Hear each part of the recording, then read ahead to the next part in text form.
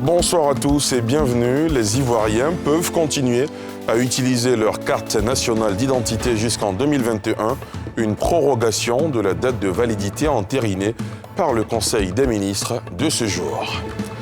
6 jours après l'éboulement à Niamey qui a fait 17 morts, les habitants peinent à se remettre du drame. Dans la foulée, des poursuites judiciaires sont annoncées contre ceux qui ont construit et mis en location des bâtiments sur ce site non habitable. Nous irons à Niamey dans ce journal. Et puis, selon l'OMS, le seuil des 10 millions de cas de Covid-19 dans le monde devrait être atteint la semaine prochaine, alors que l'épidémie n'a pas encore atteint son pic dans la région des Amériques. Avertissement lancé ce mercredi par l'Organisation mondiale de la santé. Les Ivoiriens peuvent continuer à utiliser leur carte nationale d'identité jusqu'en 2021, une prorogation de la date de validité entérinée par le Conseil des ministres de ce jour. Les précisions de Pierre Dipomelin et Tanguy Conan. Les cartes nationales d'identité en cours resteront valides encore jusqu'en 2021. C'était une requête de l'opposition à laquelle le gouvernement a accédé.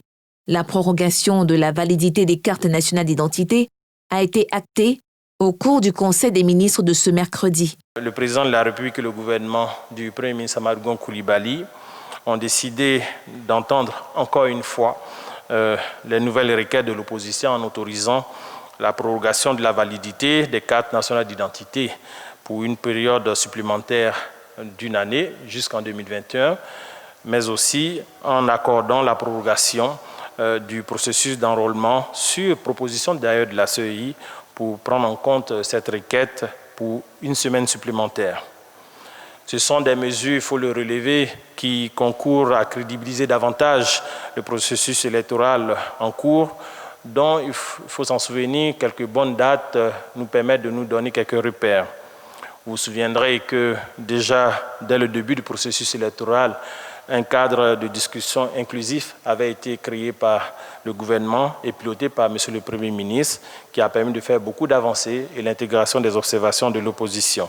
Le porte-parole du gouvernement a par ailleurs invité l'opposition à s'approprier les dispositions du code électoral et prendre sa place en toute responsabilité dans le processus électoral en cours avant d'annoncer la tenue demain jeudi, 25 juin, du Conseil national de sécurité pour apprécier et analyser la gestion de la crise sanitaire.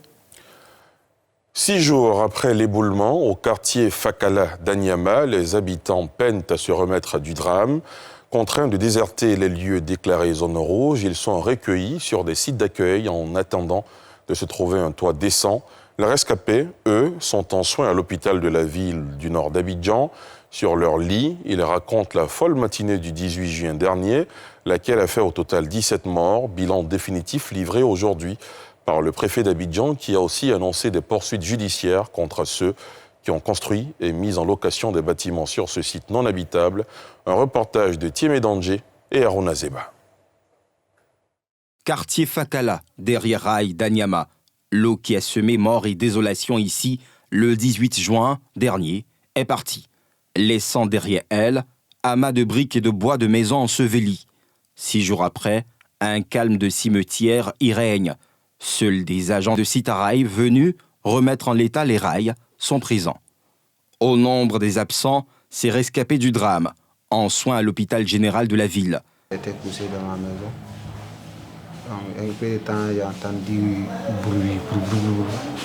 Donc, quand je vois seulement, je dis, je me suis levé en même temps. Je vois que l'eau est en train de partir avec moi. Table des rails, là, c'est ça là, qui est tombé sous la maison. Là. Donc, c'est en train de nous ramasser au pâté. Donc, avec l'eau. Donc, ça me ramassé jusqu'à on est arrivé quelque part, c'est calé encore. Donc, ça va tomber sous moi, à côté. Donc, je voulais me soulever, en même temps, je ne peux pas. On était dans la maison. La maison a commencé à trembler. Elle est tombée sur nous tous. Mon mari, nos 5 enfants et moi, l'eau nous a emportés sur plusieurs mètres. J'ai pu sortir avec ces 2 enfants-là. Nous étions 7 personnes dans ma maison, mais la colline là est cassée. Au pays, il a tombé maison ici. Nous. Petit Sanogo Laminina, c'est mon enfant qu'elle a. Voilà, avec son petit frère. Comme il est sorti dans la boue, moi je ne sais pas que petit là, il est où maintenant. Ces victimes ont été internées ici, dès les premières heures de la coulée de boue. Le Tadjina d'Anyama a reçu 13 victimes. Ils ont été tous pris en charge. Ils restent dans nos locaux aujourd'hui, 6 blessés. Guide du tableau clinique. Nous avons 3 qui sont graves actuellement, dont une patiente qui a une fracture fermée du bassin et un petit garçon de 9 ans qui a une fracture fermée de la rotule et une fracture au niveau du genou des plateaux tibiaux. Nous avons également un 3e patient qui a une fracture fermée des 2 os de l'avant-bras. Les besoins pour une meilleure prise en charge sanitaire ne manquent pas. Nous sommes à l'attente des kits opératoires et des implants pour procéder à l'ostéosynthèse. À leur chevet est accouru le préfet d'Abidjan. Séance tenante, l'administrateur civil a saisi les services compétents. Bien avant, Vincent Toby Irié a présidé la dernière réunion du comité de crise. Il a livré le bilan définitif du drame. Nous avons un bilan total de 17 personnes décédées. Le préfet d'Abidjan a par ailleurs annoncé des poursuites contre ceux qui ont mis en location des maisons dans cette zone non constructible. Il y a des personnes qui sont responsables de ces morts en amont. Aujourd'hui, nous allons proposer que ces personnes soient poursuivies. Parce qu'au-delà du fait qu'elles vendent la mort, elles empêchent les secours de travailler correctement. Maniant le bâton et la carotte, Toby Irié a invité à nouveau les habitants de tous les sites de son aire administrative déclarés zone rouge et qui ont reçu des notifications à les libérer. On en vient au traditionnel décompte sur la situation du Covid-19 en Côte d'Ivoire. 260 nouveaux cas enregistrés ce jour, 237 guéris et 0 décès. Rappelons donc les chiffres, ce lundi, la Côte d'Ivoire compte 8164 cas confirmés, dont 3419 personnes guéries, 58 décès et un peu plus de 4000 guéris, continuant d'observer les mesures barrières pour vite sortir de cette crise sanitaire. Les ONG et les organisations de la société civile dénoncent leur non-implication par le gouvernement dans la sensibilisation et la lutte contre la pandémie à Covid-19. Elles l'ont exprimé aujourd'hui à Cocody dans le cadre de la 28e session d'un forum qui a porté sur l'évaluation de la situation des droits de l'homme au regard de la pandémie à coronavirus. Pierre Dipomelin, Tanguy Conan. Devant une montée fulgurante des cas de contamination ces derniers jours, la présidente du CNDH, Conseil national des droits de l'homme, a recueilli les observations des ONG et OSC au cours d'une rencontre d'échange. Les ONG et organisations de la société civile ne se sentent pas suffisamment associées au programme de lutte contre la pandémie à Covid-19. Le terrain de la sensibilisation est investi par les politiques, une situation qui, selon ces organisations, ne produit pas de bons résultats. Nous avons observé que dans les mesures qui ont été prises et qui ont été proposées, il y a une mesure qui est absente, c'est-à-dire la prise en compte de l'approche communautaire. Or, depuis, notre pays a connu beaucoup de crises et les acteurs de la société civile ont toujours été présents et ont utilisé cette approche pour réduire les effets et les conséquences de ces différentes crises. Nous pensons que la prise en compte de cette approche pourrait permettre de réduire en tout cas l'évolution de la Covid-19. Et les acteurs les spécialistes qui sont les plus compétents en cette matière, c'est les acteurs de la société civile. Et nous constatons que ces acteurs sont absents dans les différentes approches qui ont été proposées.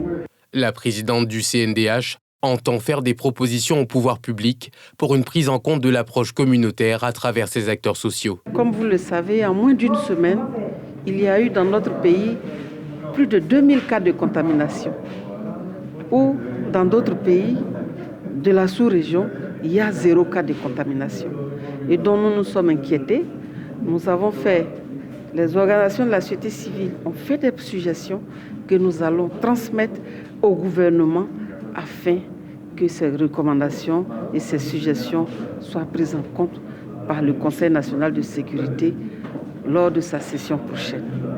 Nous sommes dans notre rôle de conseil, rôle d'appui au gouvernement. Cette rencontre des ONG et OSC a eu pour thème l'évaluation de la situation des droits de l'homme au regard de la pandémie à coronavirus, tenue dans le cadre de la 28e session du forum organisé par cette autorité administrative indépendante. En cette période de crise sanitaire qui a mis fin à de nombreuses activités, notamment dans le sport, des arbitres d'Abidjan, à travers leur commission régionale, initient un élan de solidarité.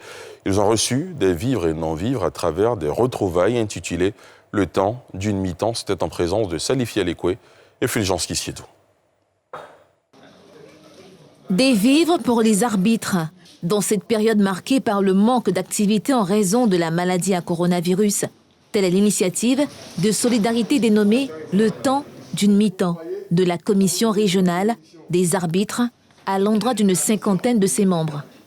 Malgré le fait qu'elle ne soit pas professionnelle dans notre pays, cette activité permet pour les uns, étudiants, sans emploi, d'avoir une certaine autonomie financière et pour les autres travailleurs, d'arrondir les fins de mois.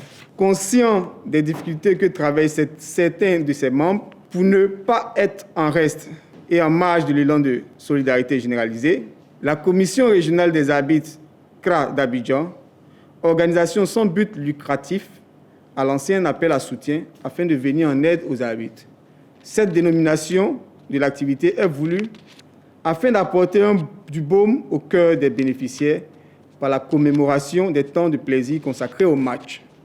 Un geste salué par les récipiendaires, arbitres de toutes les générations. Ce geste, ça nous va droit au cœur. Et comme je l'ai dit tantôt, au nom de tous les anciens arbitres qui ne sont pas là, nous remercions vraiment la jeune génération pour cet acte qu'ils ont posé. Ça, c'est une première dans l'arbitrage. Il y a plus de valeur à donner qu'à recevoir. Et je tiens à dire infiniment merci à toutes ces personnes qui ont bien voulu réagir pour les arbitres. La grave crise sanitaire de la Covid-19 a enregistré la fermeture des stades de football. Cet arrêt est difficilement vécu par les hommes au sifflet qui attendent la normalisation. Intéressons-nous maintenant à un talent, celui de Melvin Kwame. Elle a 15 ans, elle est élève au lycée d'excellence de Bassam. Elle est la lauréate de la 3e édition du concours d'art oratoire pour les jeunes filles initié par l'ONG Audace Côte d'Ivoire sur fond d'éveil de conscience dans la lutte contre le coronavirus. Le concours a eu lieu à Grand Bassam, Yeli Traoré, Mathurin Badé. Il s'agit d'appliquer les gestes dits barrières.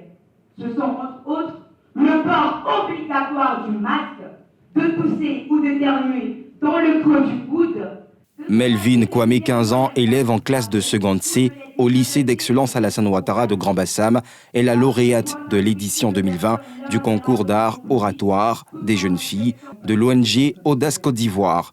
Cette finale du concours a mis aux prises 4 jeunes filles, toutes lycéennes d'Abidjan et environ.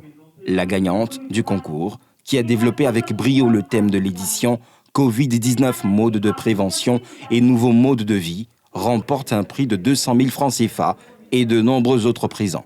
Je suis vraiment très heureuse d'avoir remporté ce prix.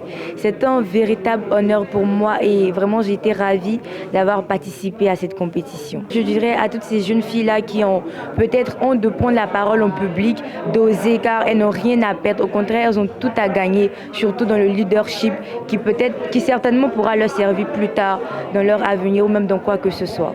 La responsable de l'ONG Audace Côte d'Ivoire, initiatrice du concours, évoque les ambitions de ce concours qui vise à aider les jeunes filles à construire leur personnalité en pratiquant notamment la prise de parole en public.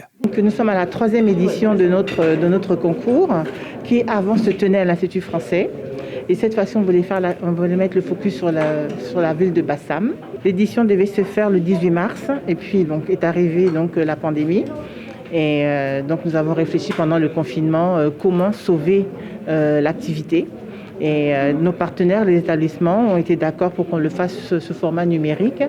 Et on s'est dit qu'il était beaucoup plus intéressant de coller à la réalité Et donc nous avons demandé à nos candidats de plancher sur le thème du Covid. Maintenant, les gens savent que nous sommes sérieux, donc on espère pouvoir l'étendre, aller dans les villes de l'intérieur, parce que bon, c'est toujours Abidjan. On a des pépites à l'intérieur, des filles qui sont intelligentes, et on aimerait leur donner cette opportunité aussi de s'exprimer. Outre la gagnante du concours, les 3 autres finalistes ont reçu respectivement des prix de 100 000, 50 000 et 25 000 francs CFA, en plus de nombreux autres présents et prises en charge des fournitures scolaires pour l'année prochaine, le tout financé par les sponsors et partenaires du concours.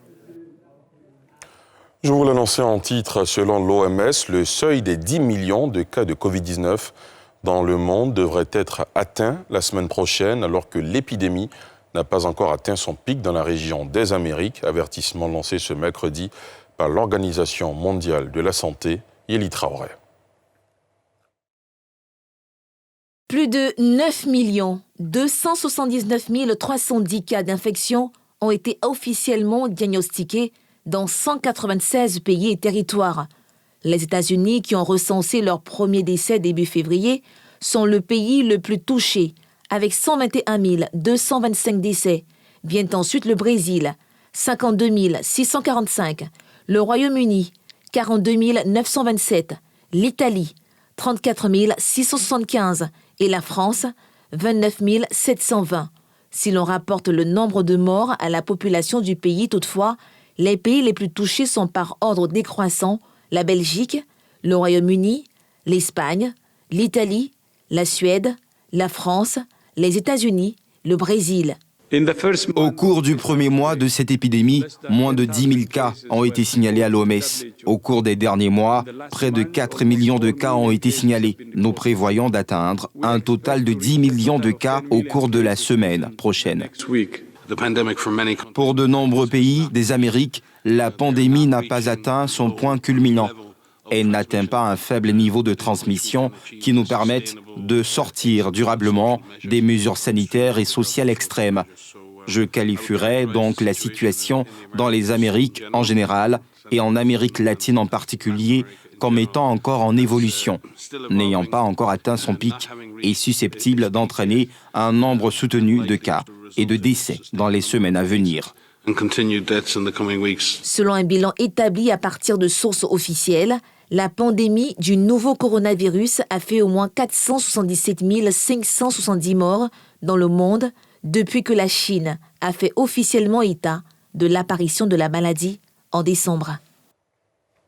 Pour terminer, rappelons les chiffres. Ce lundi, la Côte d'Ivoire compte 8 164 cas confirmés, dont 3 419 personnes guéries, 58 décès et 4 687 cas actifs. La fin de cette crise sanitaire dépend de notre discipline. Continuons donc d'observer les mesures barrières pour vite sortir de cette maladie, de cette crise sanitaire. Voilà, c'est la fin de ce journal préparé par l'ensemble de la rédaction. Demain, 19h50, retrouvez Mélina Makissi. Moi, je vous donne rendez-vous dimanche à 20h05 dans NCI 360. Excellente soirée sur la nouvelle chaîne ivoirienne.